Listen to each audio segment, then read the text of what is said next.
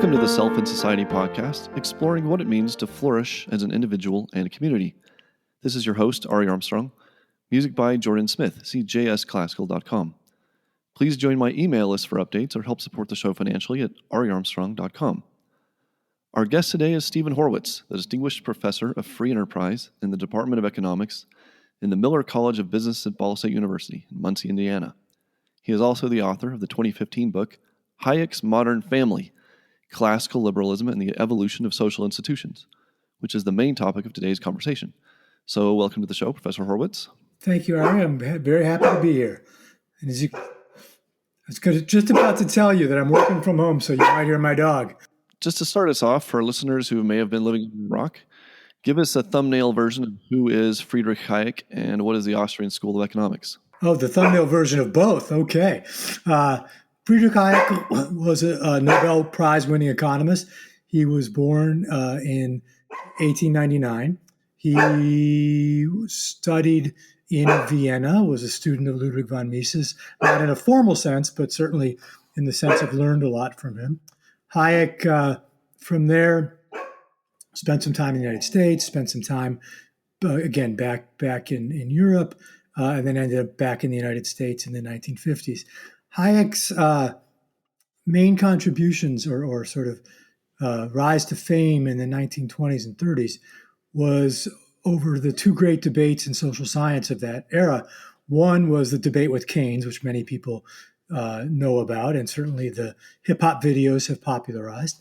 And so on the macroeconomic side, debating Keynes and debating what was going on with the Great Depression and so on was important. But he was also very much involved in the socialist calculation debate with a number of socialist thinkers of the time, and Hayek and Mises and others trying to establish the claim that rational calculation under socialism wasn't possible.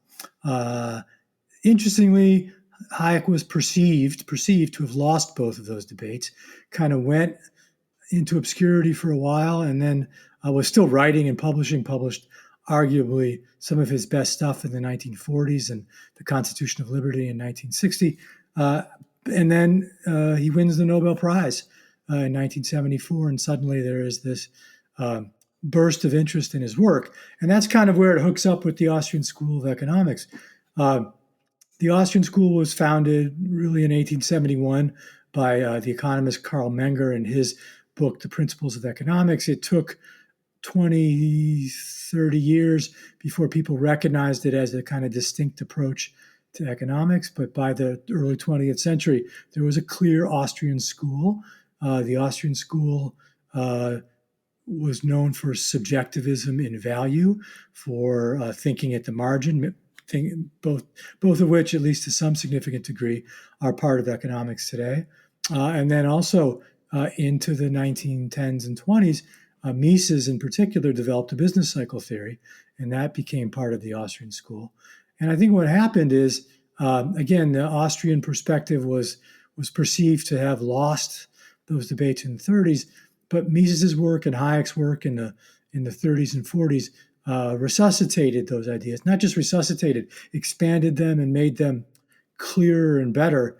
And really, by the late 1940s, there were very few Austrians, but a more defined Austrian school. And then by 1974, Hayek wins the Nobel Prize. Israel Kirzner publishes his book on competition and entrepreneurship a year before. There's a big conference for young graduate students. All these things come together in the mid-70s and the failure of Keynesian economics.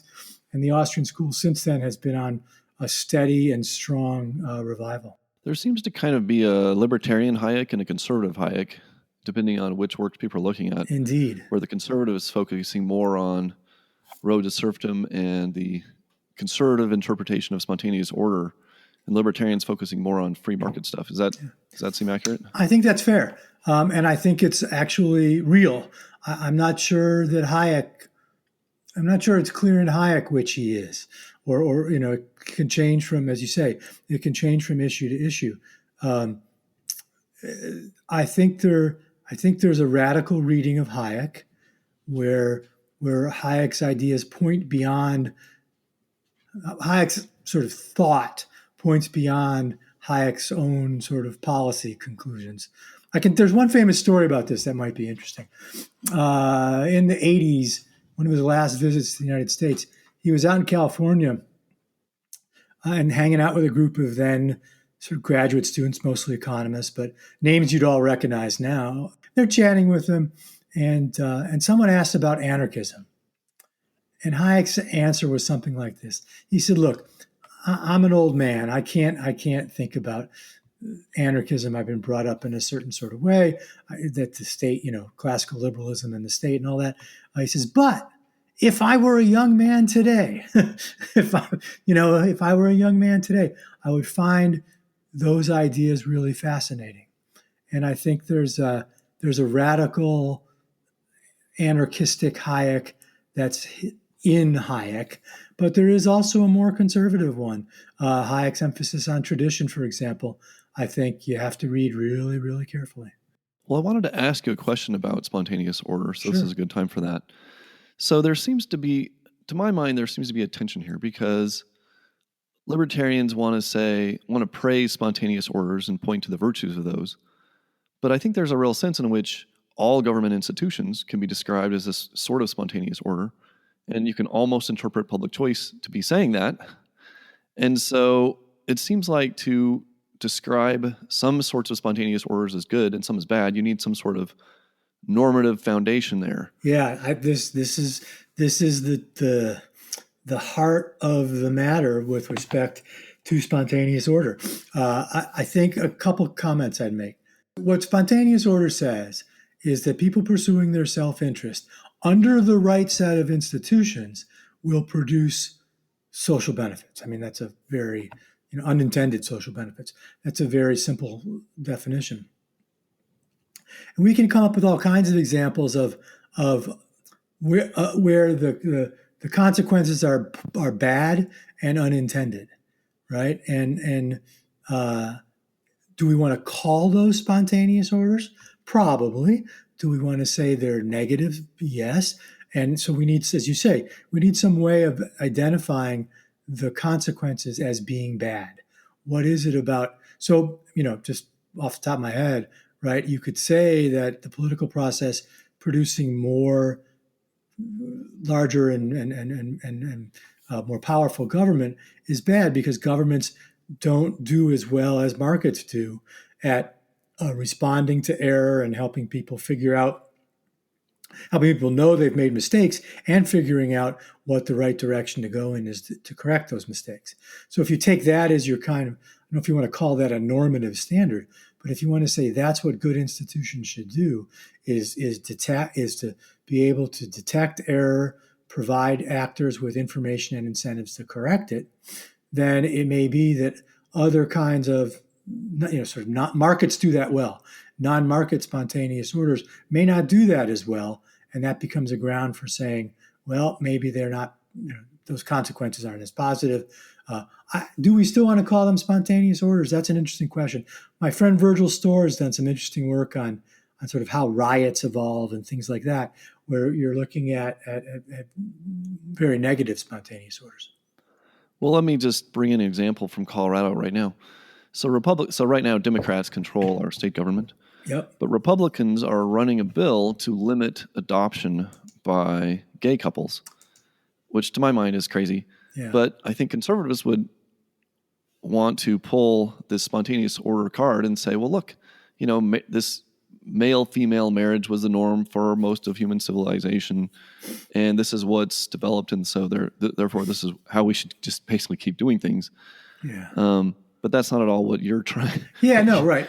You and I think that's a dumb way to go. And I think this is, as we talk about Hayek, this is where it gets tricky because that on one reading, right? Okay, tradition, right? Hayek, but Hayek respects but does not revere tradition, and so the default position I think for a Hayekian is to think that tradition has important knowledge in it, and we should look to tradition first. But that doesn't mean we have to bow down, right? And even Hayek says this. And in fact, he says it about not the marriage issue, but about homosexuality and about how we've treated it over the years. And he said when factual knowledge changes, our understanding of the consequences change, and tradition looks different. And so, traditions were there often because of perceptions of harm that were being caused. And, today with the adoption issue and all that, right? All you have to do is look at the data and say there's no harm there, right? And if there's no harm there, the old tradition was misplaced or misunderstood, or something fundamentals changed in the 21st century compared to the 18th or 17th that has made this possible and non-damaging in a way it wouldn't have been a few hundred years ago. Well, there's something interesting about the timing of your book at 2015, in that it was kind of right in the middle of the huge debate over gay marriage. Well, so I'll tell you, we have we have Pete Buttigieg running for president fairly successfully, and that's just amazing how fast that turned around. It is. The proofs for the book arrived the day of the Obergefell decision, which I thought was so poetic, right? And especially, and this is sort of my second point, I've been teaching this family stuff for a long, long time, and sort of arguing with one degree or another of force for same-sex marriage, really since the late 90s. And to be honest, I didn't think I would see it this quickly. I knew it would happen, but I didn't think I'd see it this quickly. And I think the speed of that turnaround is fascinating, and ought to give lots of social scientists a lot of data to look at and ideas to look at as they think about dissertations and other things. What turned that so quickly? I think I would say two things. One, by 2015, almost everybody had a gay or lesbian relative or close friend who was in a long-term relationship, who you looked at and said, why? Well, why do we exclude them? I mean, they've been together longer than half the family has, right? On what grounds do we exclude them? I know them; they love each other. All the things we think of with marriage are there. And I, sort of relatedly, I think the other part is the sort of equality argument. And I think for young people, for whom homosexuality was simply a non-issue in general, right? And now you're saying treat them the same as heterosexuals.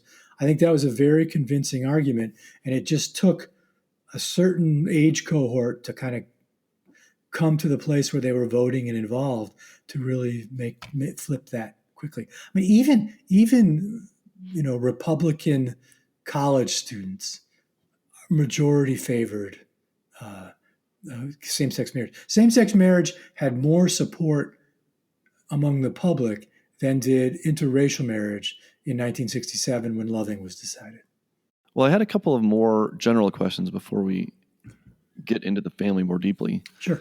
So first of all, you start out with discussing some of the basic terms.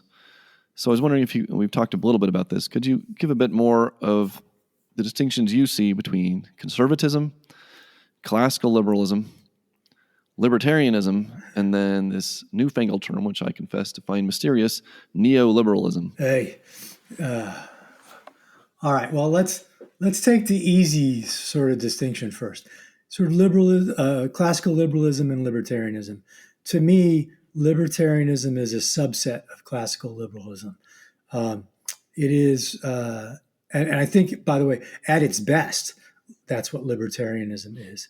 It is an offshoot, a growth, an evolution of those classical liberal ideas that we date back, to the 17th, 18th century, if not farther, to Locke, to people like that, but certainly to later thinkers who developed the idea of sort of limited government, rule of law, separation of powers. I mean, all the things we think of that sort of are the foundations of modern liberalism in the United States and other places. And so the people who had those beliefs, and in particular had a strong belief in the power of the market, I think we now call classical liberals. Libertarians are the 20th century, 21st century now, version of that, more radical, again, at its best, more radical, more skeptical of institutions of power in a bunch of ways, but still within that tradition, still recognizing the need for governance, the need for some form of the rule of law, and the best libertarian thinkers now, I think, are ones who sort of bounce libertarianism off that classical liberalism. So there's those two. Now, if we can, conservatism and neoliberalism. Conservatism lacks a certain confidence and faith, for lack of a better term, in the spontaneous ordering of culture. For conservatives, they seem to think that one can have a market economy, but a quote unquote traditional culture. And I think there's a couple problems with that. One of which is traditional culture is a very fraught term. Whose traditions, whose culture, all those sorts of things. And secondly, as I argue in the book, you can't have a dynamic, growing market economy and expect the culture to stay the same. Markets and economic change have worked dialectically with the culture. My friend Chris Ciabarra will be thrilled to hear me use that word, but they do. And so when economic change happens, and we've seen this in the 20th century, when economic change happens, you can't stop the culture from changing. The culture is going to change. And I think conservatives somehow believe or hope or wish that they can have both of those. They can have relatively free economies and no cultural change. And I think often what happens is, and I think this is one way of interpreting the Trump phenomenon, is that when you realize you can't have both of those things and the culture is more important to you, well, guess what? There goes the free market. And you can see that in a lot of the things that Trump and his merry band of followers are doing. Okay, neoliberalism. It's mostly a junk word. Mostly. Okay, that was my impression. So. It's mostly a junk word. It's a word developed by critics of classical liberalism, libertarianism, to describe it. Developed by the critics. That's one point and problem. But more importantly, it doesn't seem to know what it wants or what it is. For some people, neoliberalism is basically libertarianism. For other people, neoliberalism is the sort of rule of the elite. In that world, Hillary Clinton is the classic neoliberal, right? The sort of Western educated American liberal elite. For other people, neoliberalism is a mindset that does everything according to rational calculation of the marketplace and profit and all these sorts of things. So you just never know what the user means. And I frankly wish people would come up with another more precise word. And I also think people on our side, as it were, need to stop using terms like cultural Marxism and things like that, which are no better, frankly, than neoliberalism. So what do you think of this take of liberalism? It seems like there are twin errors of being mindlessly culture and tradition bound, and on the other hand, being utopian. And the liberal is trying to preserve what's good in our culture while still making important changes in the way we live to improve our lives. Does that seem like a fair? I think that seems right? And what did Popper call it? Sort of, I can't liken on his exact phrasing, but basically engineering around the edges, right? And even for Hayek too, right? The idea that one could, and people like Buchanan more than Hayek, that one could make changes to institutions, sort of marginal changes to institutions that would improve human welfare substantially. If you can find ways to change institutions so that they perform even better, right, at providing that information and incentives to help people learn about their mistakes and so on, all to the better. And the best kind of examples there are how we shouldn't hold property rights as kind of once and for all. Technology changes, our conception of what the relevant property rights are should change, and we should tinker with them. I mean, electronic music has changed that forever, and it would be dumb not to kind of change our understanding of those property rights, given that the current understanding seems to just create such a mess. Well, I'll bracket that for another day. Okay, yeah. But while we're here, one more quick diversion. You write for the website Bleedingheart Libertarians. So I'm wondering if you could describe what you think that means, as opposed to, is that the same thing as a welfare state libertarian or No. a Niskanen libertarian? Or No. What's No. what are the distinctions? Yeah, no. Don't get me started on that. I think there are multiple meanings of bleeding heart libertarianism.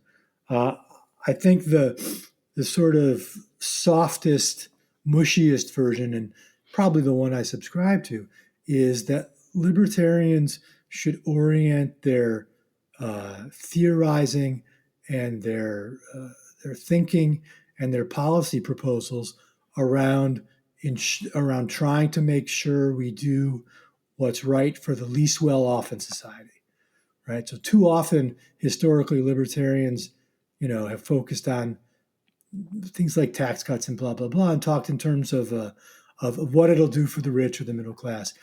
And we've not talked about policies that really matter for the lives of the poor. So things like occupational licensure or zoning laws that keep poor people from opening businesses. That talking about that stuff and couching our arguments that way. Well, actually, here's a really good example. There's been this story in the news of a midwife who's charged with 92 counts of practicing medicine without a license. And this woman saves lives. She goes to native reservations and other places and delivers babies and saves lives. Why aren't libertarians talking about this? I mean, we are a little bit now. But why isn't this like at the top of our list? This is the state limiting people's economic opportunities. This is the state cracking down on a woman who saves lives and a job that is a huge employer of women and becomes a place to help poor women who are having babies. I mean, it's got everything, and libertarians should be all over it. And then we wonder, for example, why there's not enough women libertarians. Well, maybe you're not talking about things, right, that matter to them. So for me, bleeding heart libertarianism is a mentality about thinking about what's important and what our rhetoric is like and so on. For my philosopher friends, I think it has a stronger connotation, which is for them what justifies morally libertarian ideas and policies is that they primarily, or at least first, benefit the least well off. And the real sort of link there is trying to link Rawls and Hayek, right? And one way of putting bleeding heart libertarianism is making Hayekian arguments for Rawlsian principles. And that's for moral philosophers, that's a stronger claim and an interesting one. This is where I get to say, I don't do moral philosophy. I'm just an ordinary economist. But for me, the claim is in my work, I want to talk about these issues, and I want to talk about them in ways that indicate that libertarianism is really, really does help poor people, help vulnerable people, help people who have been historically marginalized.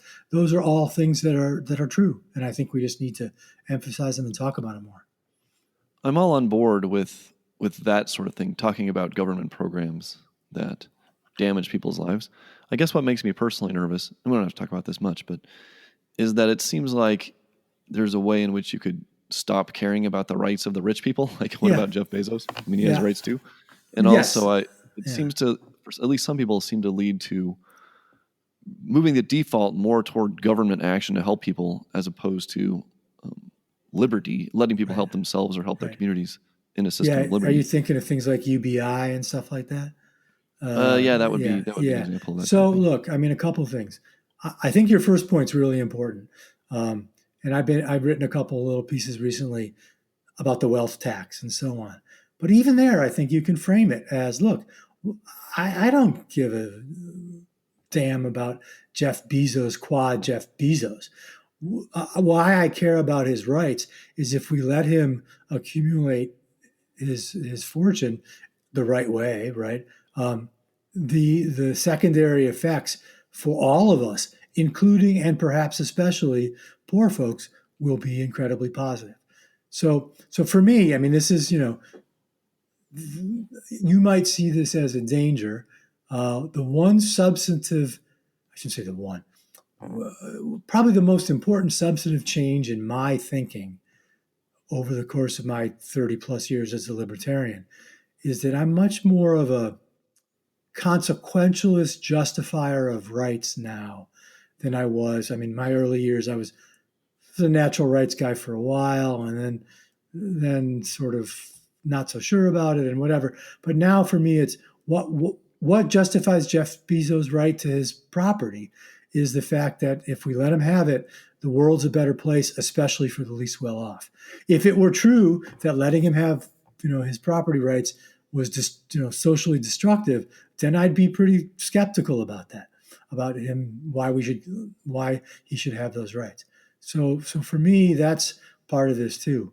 I think what's interesting is that of the scholars who post at BHL, there's a good number who are anarchists, right? And people seem to forget that, and they do focus on some of the folks, and they're mostly philosophers, not economists, who are using the arguments of Bleedingheart libertarianism to make the case for universal income and things like that.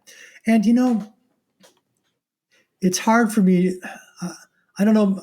I'm skeptical of UBI, but it's hard to argue against it because it does have this kind of place in the liberal tradition. Despite what some people claim, Hayek did not favor a UBI.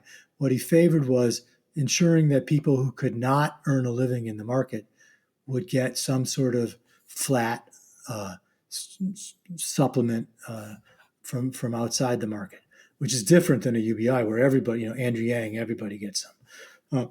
So again, I think part of it is when you read the BHLers, you got to recognize who you're reading and sort of think about which flavor of BHL they're expressing.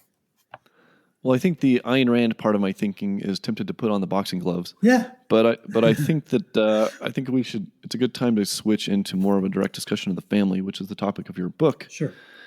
And so just briefly, how did you become interested in this? Because this is not the normal course of an economist. So what was the background? Oh, that's a great question. I was trained as a macroeconomist, and if in 1995 or something you told me, in 20 years you're going to write a book on the family, I would have laughed at you. It turns out what got me interested in this was a teaching opportunity. I'll keep the story as reasonably short. When I was at St. Lawrence, I taught in and later directed their first year seminar program. And the fall semester of that was team taught. And so I came back into the program after tenure in 1996, and the then director of the program paired me up with two young female faculty members, a psychologist and a sociologist. And so the three of us had to figure something to teach about. Turned out that the two of them were both interested in family questions. And so I'm like, well, all right, I have tenure, they don't. What am I going to do, right? And let's teach what works for them and complements their research. I really like that idea, by the way, of that kind of pairing. That seems unusual to me. Well, wait, it's good. The story gets better. But even before we had a chance to teach together, one of them left the university, and I wound up teaching the course for a couple years with a sociologist who was, again, very interested in family. She was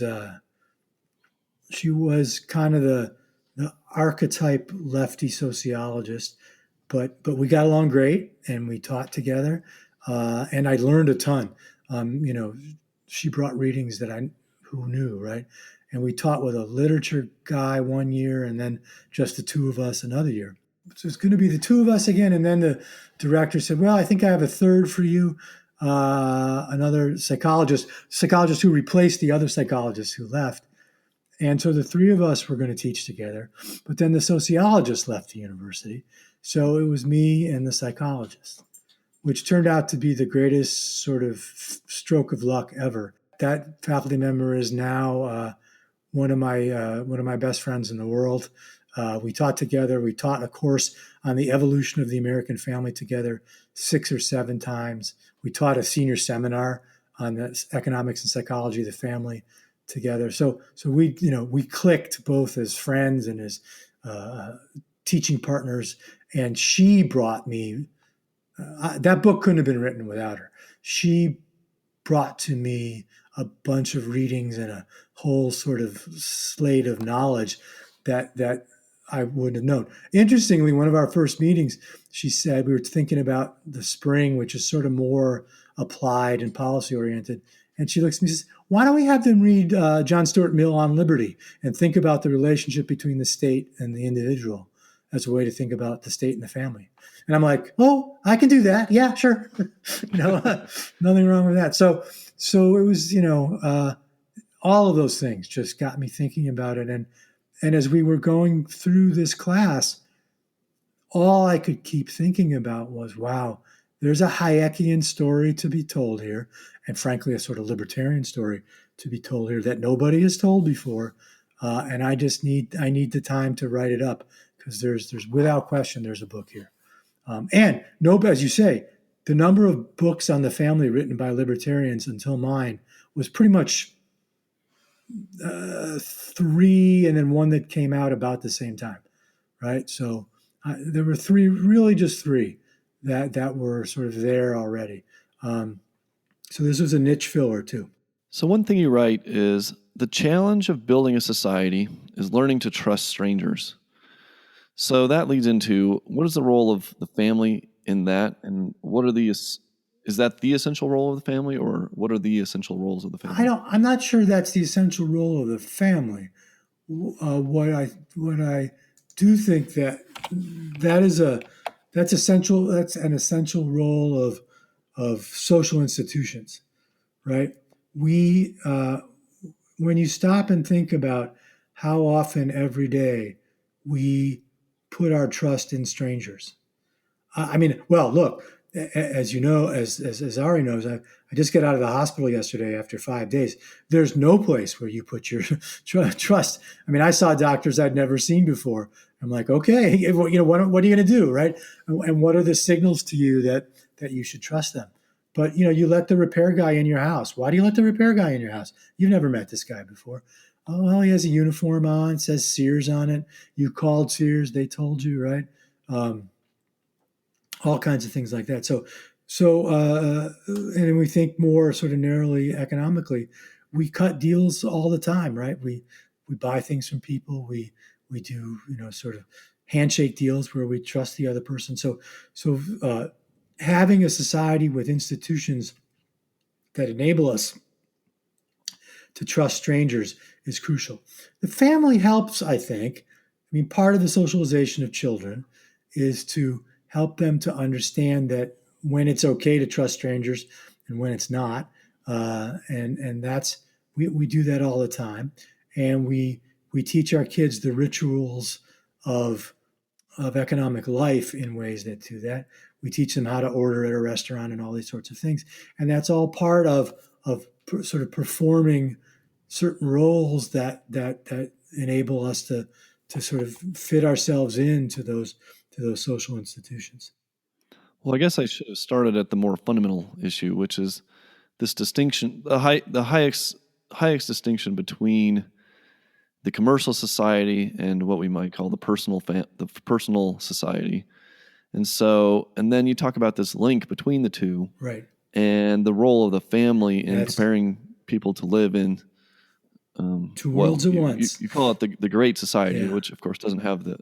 Right, it has a specific meaning here. Yeah. Yeah, so I think that's right, and I think another way to describe those are the face-to-face society and the anonymous society. So our family, our friends, uh, are part of that intimate face-to-face society uh, in which we treat each other differently, right? We treat each other. I mean, it's easiest to think about family members this way, but we know what family members want, right? We try to buy them gifts, for example, that are meaningful. Uh, that's why buying family members or giving family members cash as a gift, especially a loved one, cash as a gift, is sometimes seen as kind of tacky, which is that's that's a sign of anonymity, right? When you give cash, it's what you do to people you don't know as well, right? Like the house cleaners or whatever. But to give an intimate friend or an intimate family member cash sort of says it sours feeling because you're supposed to know me better than that, right? You're supposed to be able to know what it is that I want. My wife is an exceptionally great gift giver, and she has a knack for knowing what it is that people want, and that's part of that world, and we spend a lot of time in that world where we treat each other as sort of altruistically, where we treat each other as humans did for centuries, right before mass civilization, and and then we go out in the world and we work. We go out in the world and we buy and sell things.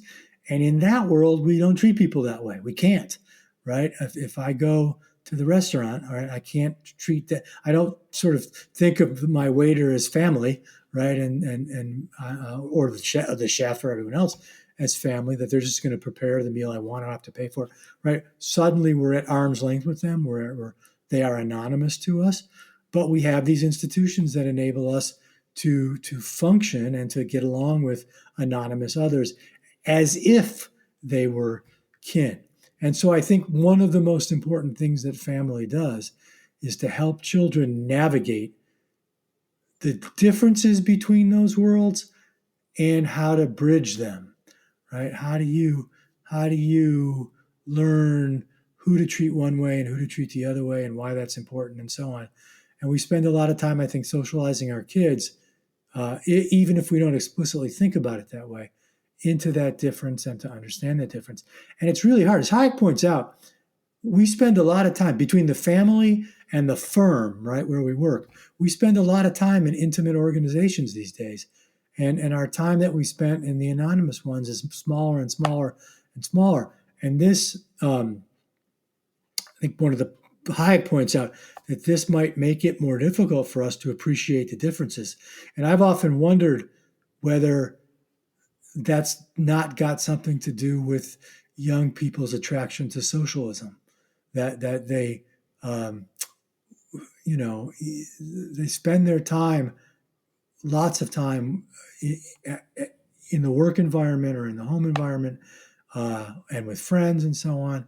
And even when we buy things, right, we're buying it over Amazon, and it feels different perhaps than interacting with the person. I don't know. It's just that's if I were going to write the book now, I might include something on that.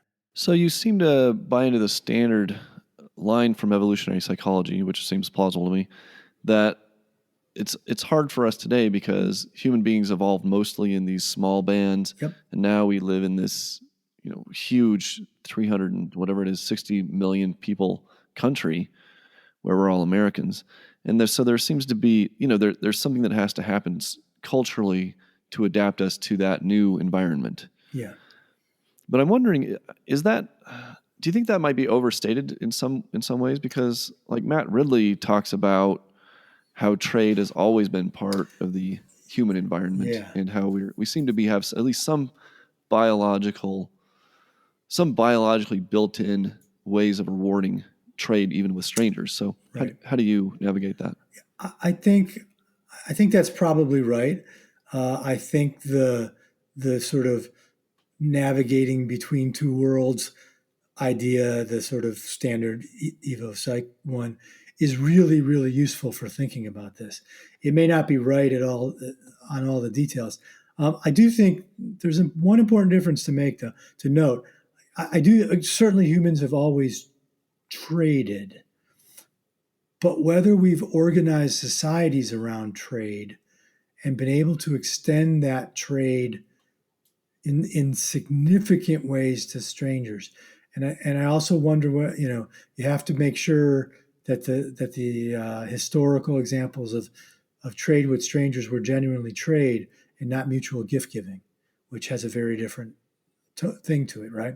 So, but I mean, Matt's right at one level, right? That certainly trade is older than markets and capitalism and all of that, right? And I think the sort of Evo Psych insight is really saying, look, we're now in a world that is organized this way, and the organizing principle is trade and anonymity, rather than it being something we encounter, less frequently.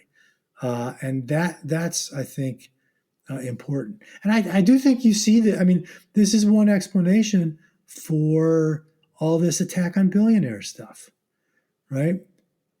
The AOCs of the world and the Bernies of the world are just saying it's unfair. It's unfair that there should be no billionaires. It's not unusual to see people on the left wanting to sort of half jokingly, it seems to me, guillotine the billionaires, right? What good are they? Nobody needs $1 billion, right? In there is a kind of zero sum,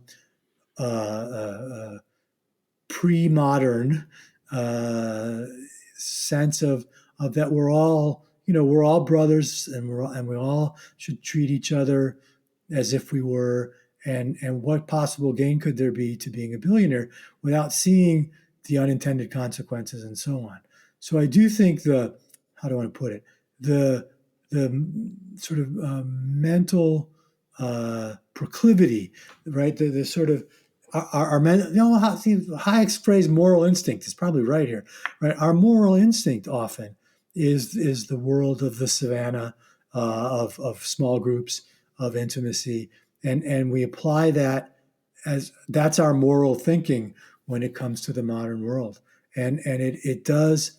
I think we see it. I would describe it as a tension, right? A tension that modern humans have to somehow figure out and overcome.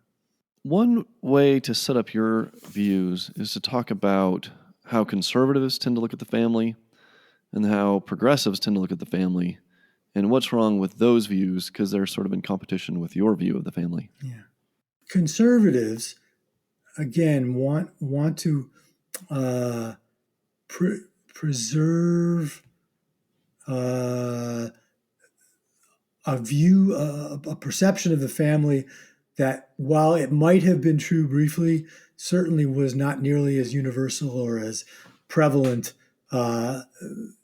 in time or through time as conservatives think. And so they're trying to hold on to a past that doesn't exist, or didn't exist, or can't exist. And by the way, I think that's where the David Brooks piece kind of comes into this as well, the one in the Atlantic that everyone's talking about. On the other hand, right, radical progressives think you can live without the family. The woman who was the director of that first year seminar program at St. Lawrence also is a scholar of the family and wrote a pretty good little book called Queer Family Values, which I read and is cited in the book. And I told her once, I said, Val, I don't know. Half the time I want to hug this book. Half the time I want to throw it against the wall, right? And she chuckled and said, "Well, it looks like I've done my job then, haven't I?" And sort of she documents the folks who would just think that the family isn't necessary. And the path I'm trying to walk is to say, yeah, the family, the progressives are wrong. The family is necessary. But the conservatives are wrong in thinking that there's only one kind of family that can do the job, or that kind of family can be preserved today. And so what we need to talk about when we talk about families are we need to have an understanding of what it means to do the job. What is it we want families to do? And then secondly, we need to be open-minded about the variety of family forms that can satisfy that those criteria. And I do think one of the biggest mistakes that people make talking about the family is letting the perfect be the enemy of the better or the good. Everybody wants a perfect family. Almost no one has one. Raising kids, getting them out the door, having a family in that sense is much more like pass fail than A, B, C, D, E, F. It's okay to make trade-offs that, give you that would grade you as a B parent, right? Or a B family. If that's in your circumstances, if that's what you have to do to make sure your kids reach adulthood and are productive members of society. I think too many conservatives think that any kind of trade-off there is a problem. And I think sometimes progressives too think that, but progressives want to solve it by sort of wiping out the family, and conservatives want to solve it by it's not clear, but by perhaps enforcing divorce law better, or all kinds of things one can think of. So you talk about the family as continually evolving, and yet there seems to be three main stages of the family that you discuss. So there's sort of the pre-agricultural, so basically the evolutionary past for most of it, then the agricultural era, Mm-hmm. but still pre-industrial, and then the modern era, which is post-industrial or still during the Industrial Revolution. So for now, let's talk about the first two of those stages. So what do you see as the main transition between sort of our ancient past and then the agricultural past? Even in our ancient past, right, marriage existed. It was often parental choice, and that young people didn't have much in the way of consent. And it certainly wasn't about love. It was about, in the pre-agricultural world, it was often about defense and building community networks, right? And when you marry someone, suddenly you have this whole other group of people with an investment in you, and that's the great part of grandchildren, right? Well, grandchildren have two families who desperately want to preserve that grandchild's life. And so in a world of war making and all that kind of stuff, right, marriage was really important for building those coalitions and so on. I think what happened over time is, as humans discovered agriculture and settled down and turned to trade, trade began to overcome war, and the ability to grow our own food helped a lot here too, gave us some stability. And in that world, marriage was really an economic activity. You got married to bring someone in who could help on the farm. When I give a talk on this stuff, I look at the class and say, today our sort of ideal female form has to do, with our particular aesthetics of curviness and so on. I said, but back then, right, it was like, wow, look at those shoulders. She can pull a plow, or then frankly, look at those hips. She can have lots of kids.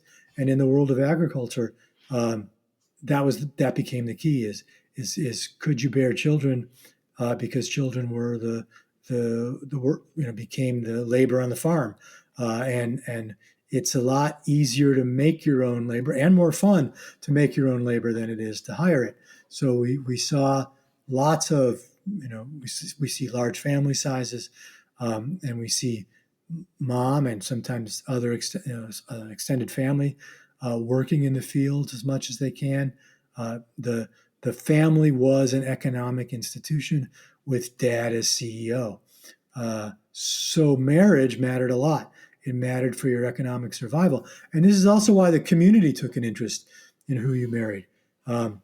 If you married someone who couldn't make the farm work, the threat was not just to you who owned the farm, but potentially to the whole community if you were an important source of food supply. So, community members had an interest in who was marrying whom. What's also interesting about marriage at this time is it's undergoing another kind of transition. Uh, while the parents and the community had an interest, consent was becoming more important, and the belief that people should marry who they wanted to marry was ascendant. That's a different question from why people got married, and those two often get confused. I think today we think that love and consent are like one thing, but you can separate those. You can choose who you marry, but marry them for reasons other than love. And I think that's a lot of what was happening back then. One of the movies that illustrates this distinction between the sort of older and modern marriage perception of marriage, and it's set in modern times, is My Big Fat Greek Wedding, right? Where the Greek family has this very old fashioned sense of marriage and can't believe that their daughter is going to marry this guy who is not Greek and all, and is choosing to marry for love. There's one scene with Lainey Kazan and the daughter, and the mom asks her, says, "You really love him?" And the daughter says, "Oh, Mom, I really love him."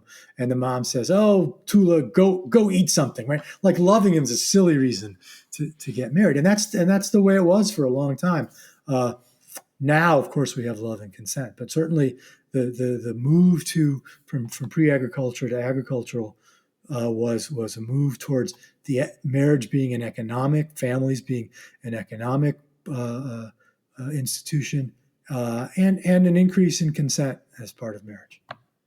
Well, one of the things I found interesting about your discussion of the agricultural era of marriage was the explanation of how social rules and religious rules governing marriage and sex very often had a lot to do with transfer of property, the productivity of the family, not creating a burden for the broader community. Yeah.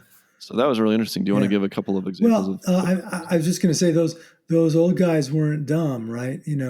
I'm not sure if these were the examples you're thinking of, but certainly all the religious Catholic Church's prohibition on adoption, for example, was a way to make sure that women who died childless would pass their money back onto the church, so we saw a number of kind of things like that, where the particular rules and certainly rules against extramarital sex, for example, were all designed to make sure everyone knew who the father was, and that made the property passing and all that sensible. Jews allowed for what was called levirate marriage, which is if you were married to a man and he died, you had an obligation to marry his brother. That was another way to keep the property in the family. The non-Jewish Christian denominations rejected that idea, again for reasons that probably have to do with the sort of interests of the church. So yeah, there's all kinds of stories in there about how the rules of marriage and family and sex were functionalist, right? In some sense, the people who created them knew that they would have implications for sort of social structure and how families evolved and so on. And I think that that's a good example to go back to our earlier conversation of traditions that we might jettison because the conditions that made them work are no longer there. So one of the lines that struck me in your book is the following: peasant husbands were much more likely to call for medical help when their cattle got ill than when their wives did, as one could always find a new wife cheaply, but a good cow or bull would be very expensive to replace. Yeah, that's one of my favorites. So that's certainly... it's striking. Transitioning to the modern family, did capitalism create romantic love? Qualified, yes. Right? I mean, I would just, the way I would phrase it is, capitalism made it possible to marry for love and for that to be successful for the first time in human history. That's the way I think I would put it. I mean, the emotion of love and romantic love existed pre-capitalism, but it always existed externally to marriage, right? The woman you were married to was not the woman you were romantically in love with. And you can look at Shakespeare plays and all these other examples, right, of men who were clearly what we would today recognize as in romantic love with women who were not their wives. Loving your spouse was a consequence of marrying them, not the reason. And if I can do another movie here, Fiddler on the Roof has a scene where the wife is asked, do you love him, her husband, and she says, I've learned to love him, right? And that's really an interesting response, isn't it? That you're married for 25 years, and over 25 years, you share all of these things. You share the kids and the trials and the tribulations, and you take care of each other. And you might not have known the person when you married them, but now you recognize that they're caring for you, and you come to love them. I think that's the older model. The newer model was, no, love is the reason you marry someone, and in some sense we had to be able to afford it, for lack of a better term. Once the family was no longer centrally the production unit, when people, mostly men, but not always, went out to work, and where the household was not the major, at least, site of income earning, suddenly everything looks different. You don't have to marry a woman who can push a plow, and she doesn't have to marry a man who's got great tracts of land or whatever, right? It has all kinds of fields. That's not important anymore. You can get to know the person, and you can decide, I like spending time with this person, and go from there. Children suddenly look different. They're no longer economic assets. They are transitioning to economic liabilities. And one of the most, universal demographic facts is that industrialization and urbanization reduce family size. And so, you don't have to go throw condoms at people to get them to have fewer kids. You just have to make them richer. And we saw in the industrializing world, family size begin to drop.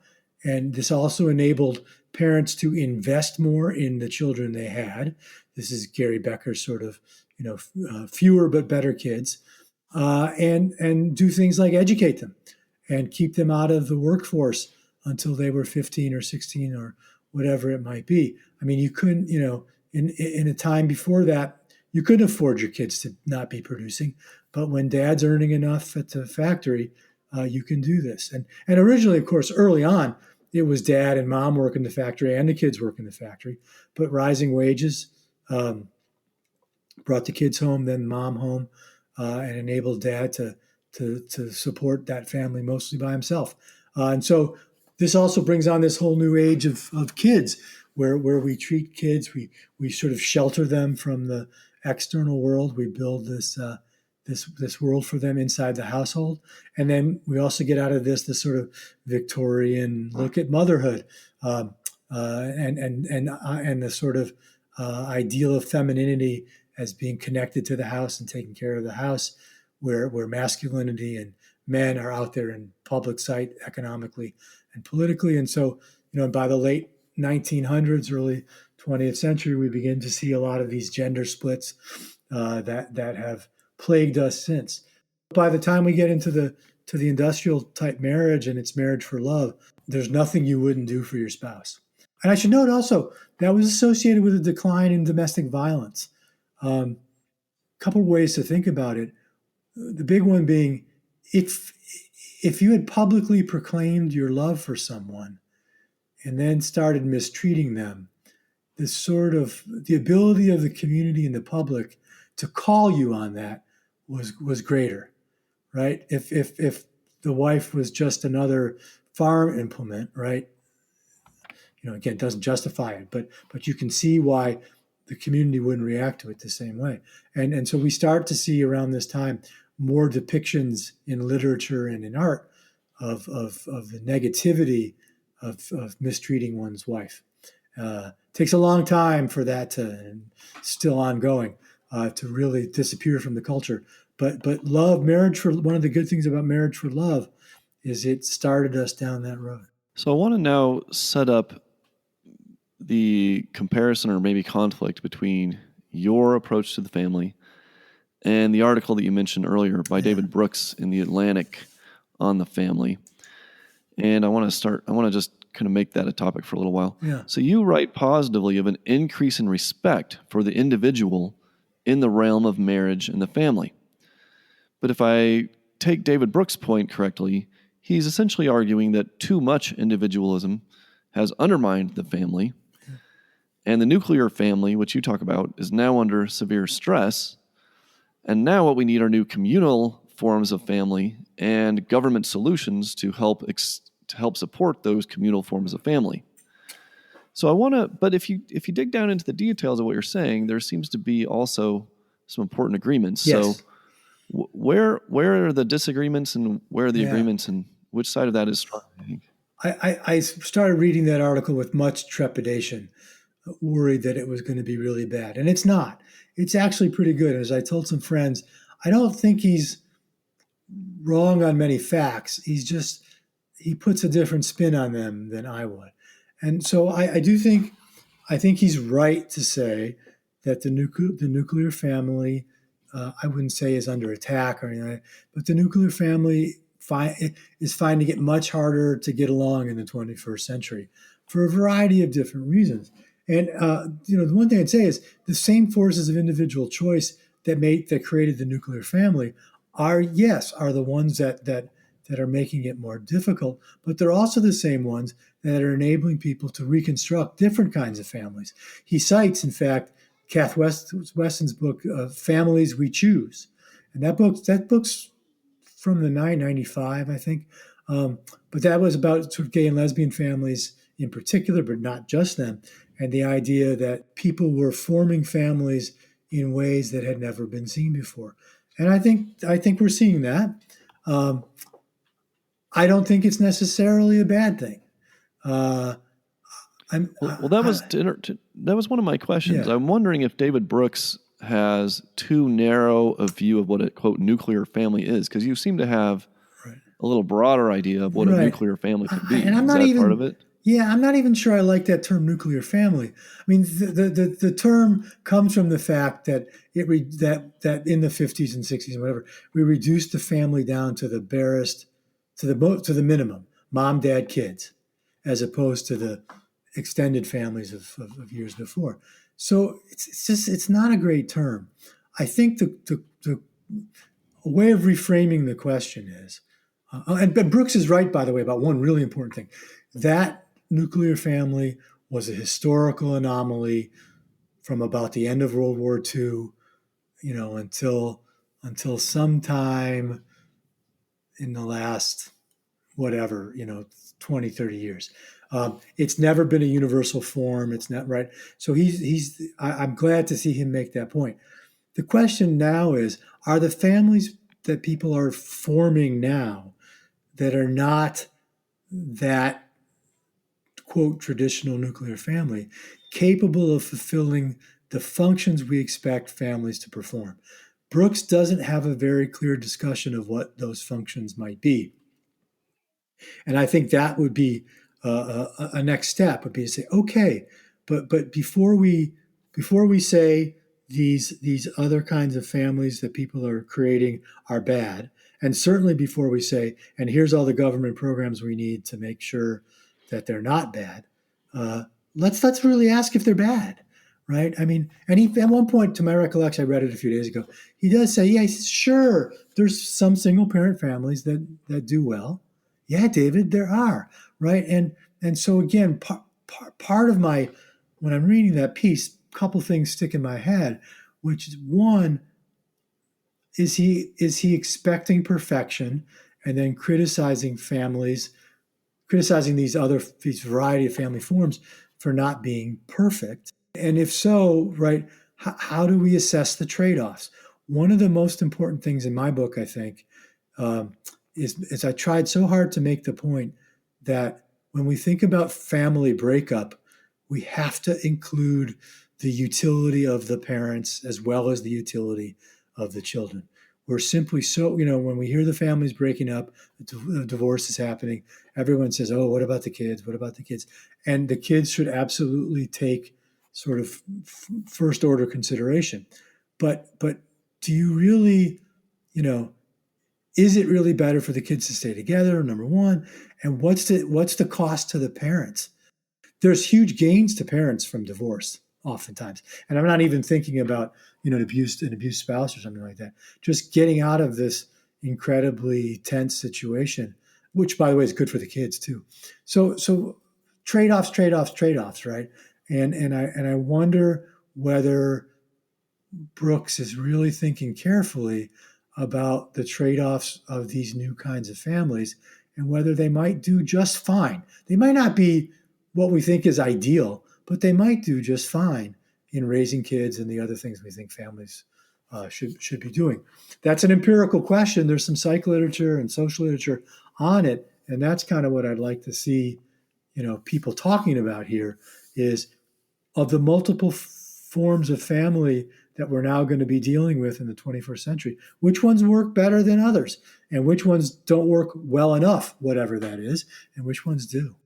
Well, one of the things that I found interesting in Brooks' article toward the end is he was talking about new ways that people are finding to merge their families and have an extended kin. So he mentions sort of developments where single moms will cohabitate basically and help, so they have this extended network. Right. But I wonder if Brooks is making a mistake in drawing this line between individualism and this sort of communalism. I don't think he uses that term, but I think that's what he means. Versus the way I would look at it is, well, if we are choosing the communities we're living in, that's an aspect of individualism, if you conceive it correctly. Because, this whole thing of being atomized individuals has always just been kind of a slur. And we've always, I consider myself an individualist in the context of this highly communal structure of my family. And I don't see why that's fundamentally different if two families lived in the same household or so, which I know people like that. Yeah, I think that's exactly right.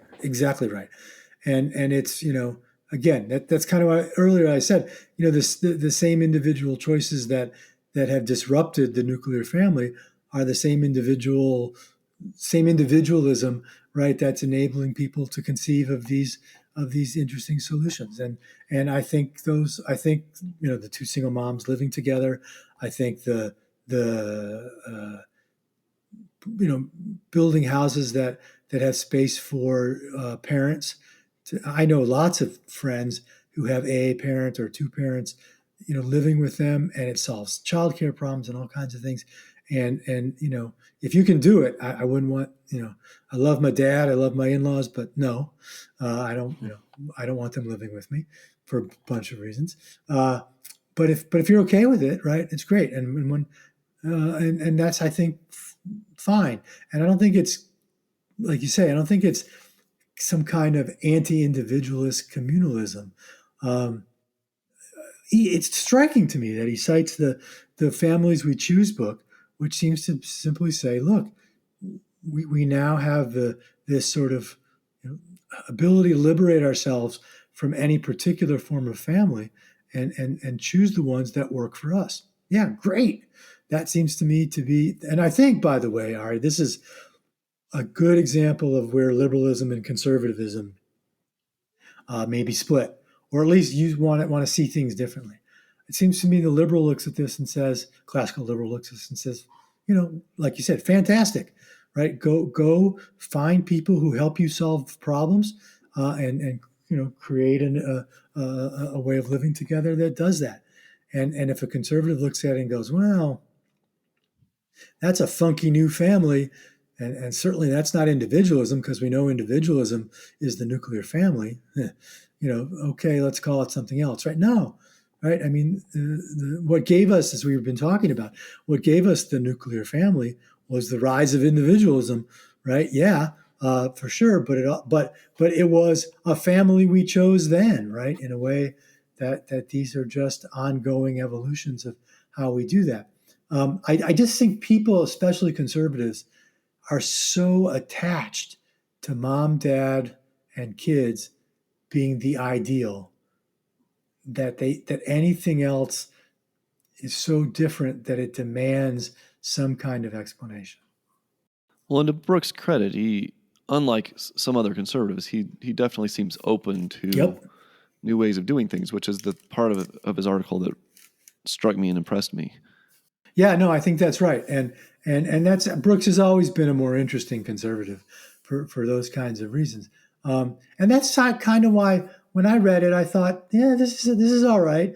Right. Again, I disagree with some of his interpretations, but he's got the basic story right, and I think he does. I think he wants to sell that story as a kind of conservative story of decline, as opposed to a liberal story of ongoing evolution. Maybe that's the best way to think about it. So we're about a fifth of the way into the new century. So I don't know if you can call it the new century anymore. And so you talk a little bit about the continuing evolution of the family with things like more opportunities to work from home, telecommuting, and such. So is there a brief way to summarize where you think the family is headed now and where you see it headed in the coming decades, other than what we just outlined? Yeah, I do think that what the continued growth in gender equality is always at the center of these conversations, and I suspect that what we're going to, if you add up sort of the push for gender equality, if you tack onto that the telecommuting type work from home stuff and people go into the office twice a day, I think what we're going to see are just these sort of all of these idiosyncratic ways that couples are going to form families and solve the problems that families have to solve of daycare and so on, right?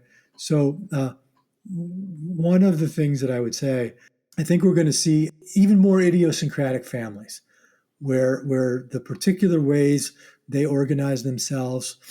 I think the two single moms thing is an example of that, but also even a more nuclear family looking couple figuring out work and kids and all these kinds of things are going to be solutions are just going to be all over the place, and that I think is interesting, sort of theoretically, in that there won't be sort of a family model to sort of point to.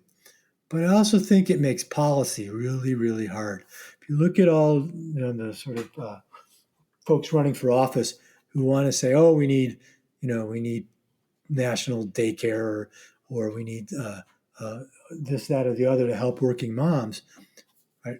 Well, wait a second. There's a lot of working dads, number one. But more interestingly, there's a lot of families where mom and dad both work, sometimes from home, sometimes not. And they've got the child care thing figured out. It's complicated, but they figure it out. And other people have their parents living with them who provide child care.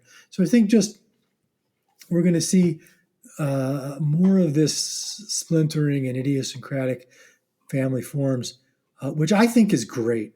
And that's whatever Brooks wants to call it.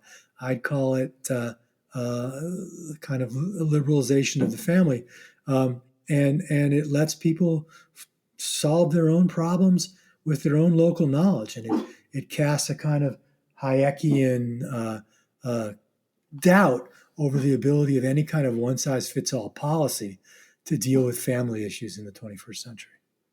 Well, you might find interesting my personal situation. So my wife and I have a 4-year-old, and my wife is very successful in her career. So she is holding down the 8 to 5, and that's going really well for her. So that's kind of our emphasis financially. And I'm doing more of the homeschooling dad route.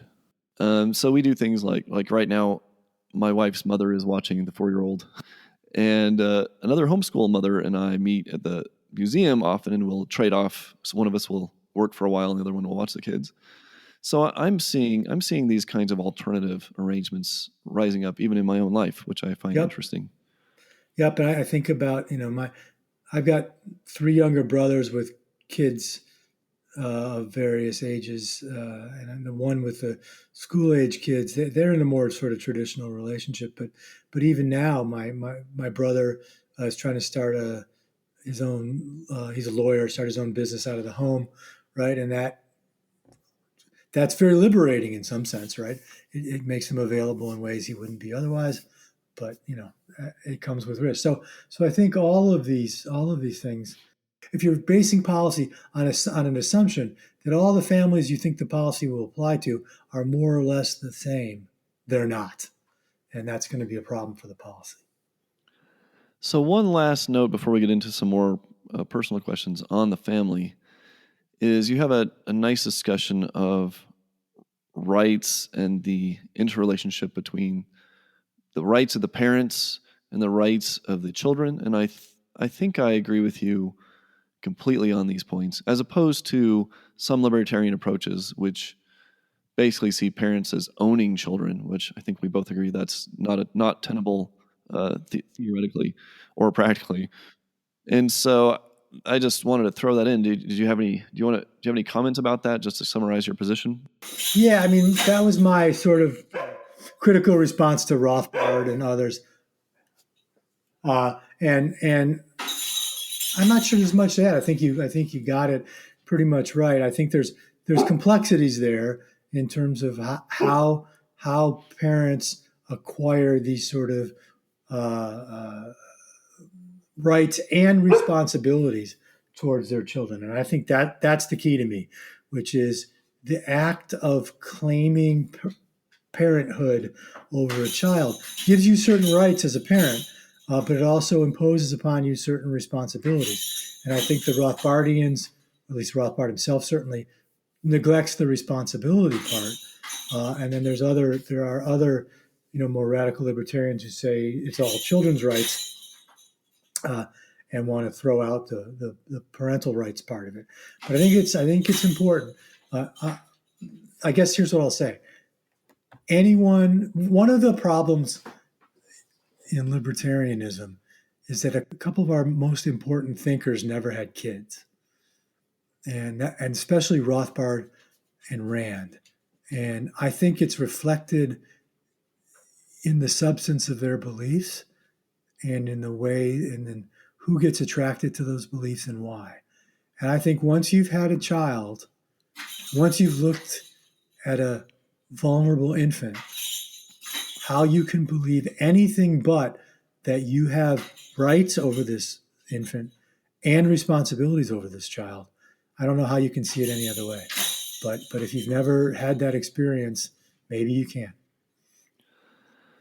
Yeah, it certainly is a unique sort of relationship, this parent-child It relationship. is. And let me make one other point here too. People will say of libertarianism, oh, it can't handle children, right? That it has no theory of kids, and it's a theory about rational adults and blah blah blah. And my response to that is, would you please name me one political philosophy that has solved the problem of children? Libertarianism is no different than every other one. Children mess everything up, right? And you just can't. They make political philosophy harder for everyone. So this isn't libertarianism. This is all of us. Well, I think you draw the right line in terms of government in saying that there should be a high bar in interfering with parents and their relationship with their children. Yeah. But at the same time, and I think this is what makes libertarians nervous, is that seems to open the door to a non-trivial role for the state. So there was just a story in Colorado about social services taking this kid from a family because they thought the kid was being abused, but in fact the kid just had this strange disease that they interpreted as signs of abuse, but it wasn't at all. Yep. And so you get these become very difficult issues practically. They do. I used to think environmental issues were the hardest, but this is exactly where you are the hard part. And I challenge I am, if on the right day anyway, an anarchist, but I challenge my anarchist libertarian friends to come up with an answer here, right? How would you protect children from that kind of situation, or protect children from abuse or whatever, without the state? I'm not saying it can't be done, but I've yet to hear a story that's persuaded me. So one thing I wanted to discuss, just on a totally different topic, is that we're both fans of the band Rush, and recently, lyricist and drummer for the band Neil Peart died from cancer, which was really shocking to Rush's fans because he was very private about this. Yeah. So you've written about Rush, and so I thought I'd ask you, what in Rush appeals to you? Why are you a Rush fan? I think a few things. I mean, I think early on, uh, certainly the lyrics and the individualism of the lyrics were a big draw. Um, a deep respect for their musical talent, the complexity of their music, they never sound alike from album to album, and I think that's great. They are the living embodiment of progressive rock in the sense that they have never really done the same thing twice. They're incapable. They were incapable of doing that, and I think that for me that's a really important value. All those are important values, right? To sort of you know have the chops and use them in different ways. So those are certainly key. But I actually think, and I mean, the music over the years has just been inspirational, and very much the case that their music has been the soundtrack of my life.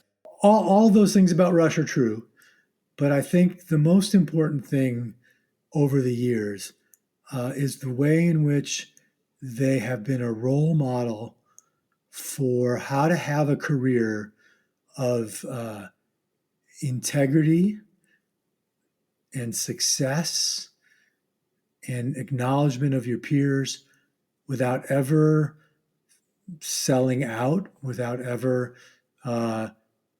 feeling like you're doing something because someone else wanted you to do it. They've always done what they've wanted to do. As Alex Lifeson once said we're not in the mainstream, but we're walking along the shore, right? So they've always been there and they've always been around.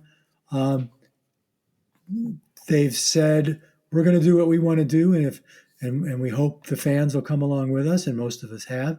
And that's a role. That's how to have a good career and a good life. It seems to me. And for me, when I sort of recognized that a number of years ago, I started, I wouldn't say modeling my choices after them, but at least being conscious of that, which is for me, right? I'm an Austrian school economist. I'm not in the mainstream, but walking along the shore. How do you do that work? How do you have a career of integrity and a career of success that's also a career of integrity? And they showed us how to do that. And I don't know if you know the scene because it never made it on TV, but the scene from their induction into the Rock and Roll Hall of Fame from that event where Jan Wenner is introducing all the inductees. Have you ever seen this? And he gets to Rush, and all he says is from Toronto, and the place just explodes. Yeah, I did see that. Yeah, it's to me, that's every critic who called them every name for however many years.